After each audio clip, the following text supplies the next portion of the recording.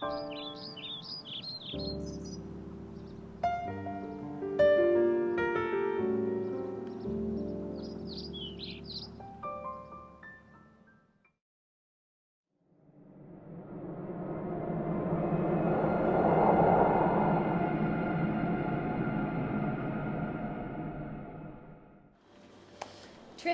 So, are there any last questions or concerns before we wrap up?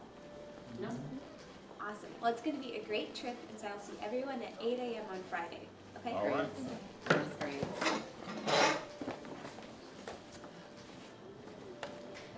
Are you excited about the trip? Yeah, it's gonna be great. I'm so glad that you can go. When I was in high school, we went to Mexico and we built wells, and it really helped the community. And I know Guyana's going to be hot and there's a lot to do, but I really think we're going to be able to make a difference.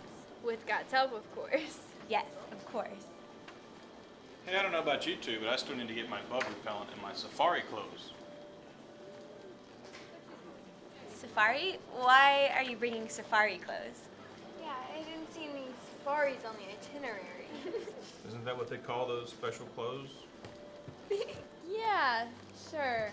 You go with that. You know, the special clothes with the long sleeves, long pants.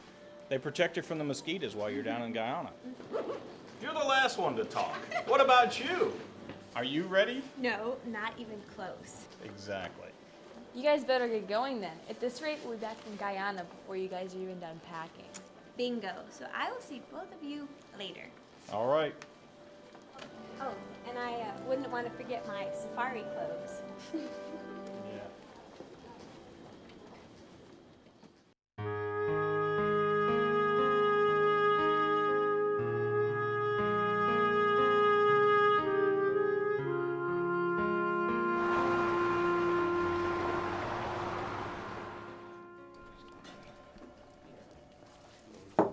Hi, Steve. Got a minute? Sure, have a seat. Did you get a chance to review my request for Friday off? Friday off. When did you submit that? Last month.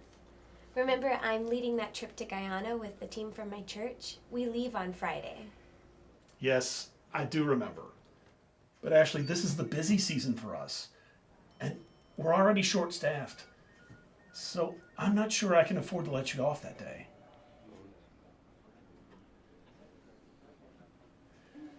But Ashley, you're one of my best employees.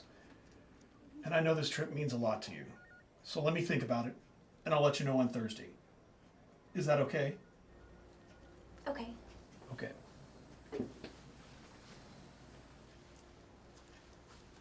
Thanks.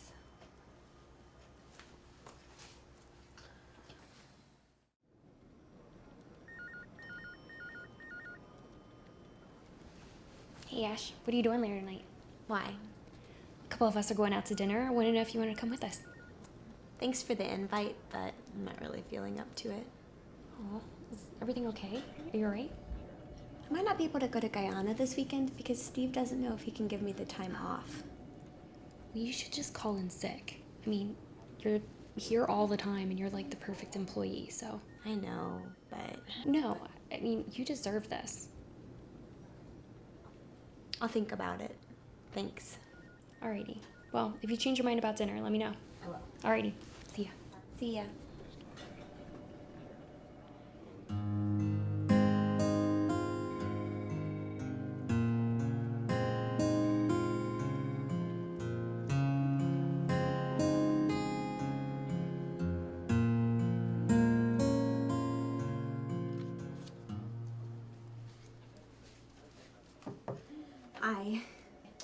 Hello again.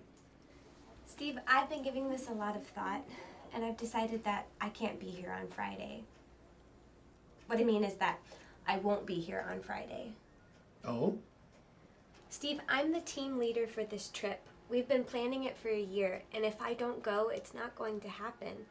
And I gave you a month's notice of having this day off so that I could give you the most flexibility, because I know it's a busy time of year. And I know that I could call in sick, but I don't feel like that's the right thing to do. I hope you understand.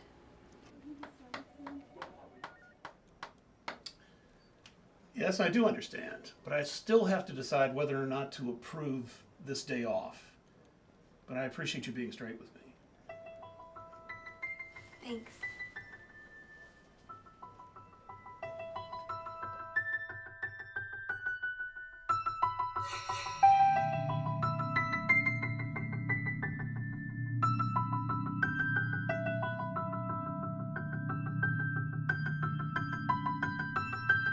At its core, the book of Romans is all about what it means to be a child of God. And like most ancient writers, Paul, at the very beginning of his letter, sums up what he's going to be talking about for the rest of it. And in Romans 1:17, Paul says, the righteous man will live by faith. Now, faith is kind of a difficult concept for us because I get this feeling that for a lot of people, faith only means belief, that it has to do with believing that God exists somewhere out there and that that's the end of the story. But Paul, in his native Greek, the word that he used that we translate as faith has a lot of different nuances that are not always easily translated into English. But in Greek, faith could mean, it means more than just belief. It does include belief, but it also means something like obedience, faithfulness, trust, those sorts of things. And so when Paul says that the righteous man lives by faith, he's saying that a child of God has an attitude towards God that's characterized by obedience and by trust. And in Romans 1:17, Paul is quoting Habakkuk 2:4. And the prophet Habakkuk is in a situation that's similar to what Ashley is going through at work, because Habakkuk is living in Judea, and he notices that the leaders of the people of Israel are being unfaithful to their commission to God to be a light to the nations. And so he prays to God that God would do something about the problem of these wicked leaders. And God answers Habakkuk and says, sure, I'll do something about them. I'm going to send the Babylonians to Judea. They'll wipe them out, and that will be the judgment for their wickedness.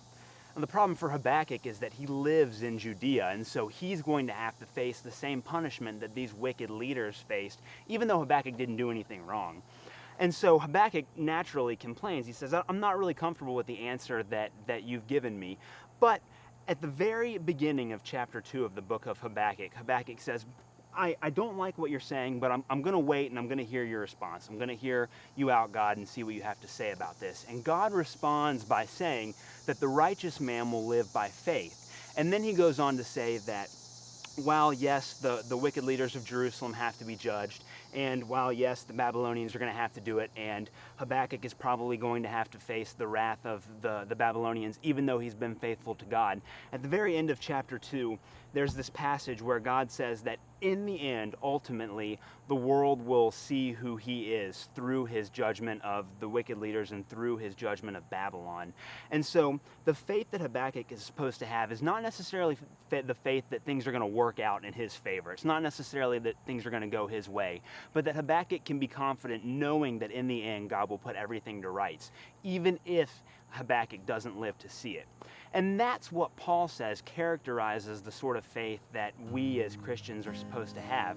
And so Ashley's very much in the same situation that Habakkuk is in, insofar as that she has this mission that she has to accomplish, and she doesn't want to compromise her belief. She doesn't want to compromise her values. And so her faith is very much a trusting obedience, because she's obeying the principles that she believes God has given her, and she's refusing to compromise her morals by calling in for a sick day when she's not sick. And she also trusts that in some sense God is going to provide. And so she very much fulfills that role of a believer, having a life that's characterized by this sort of trusting obedience. And so for Ashley, she embodies what it means to live by faith.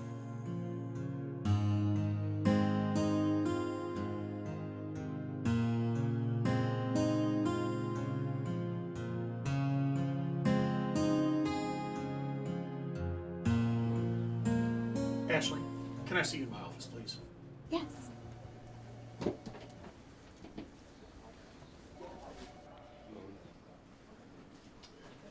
Close the door and have a seat.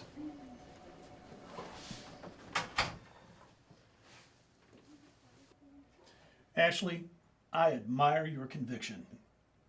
And if I didn't know better, I would think you were just trying to get time off of work. However, you've proven yourself to be a hardworking, dedicated employee time and time again. Now, it's a little tough being given an ultimatum. I didn't mean to give you an... I'm approving your personal day off. Enjoy your trip. Thank you, Steve. You have no idea how much this means to me. You're welcome. Now get out of here before I change my mind. And Ashley, can you close the door behind you, please? I have some calls to make. Sure.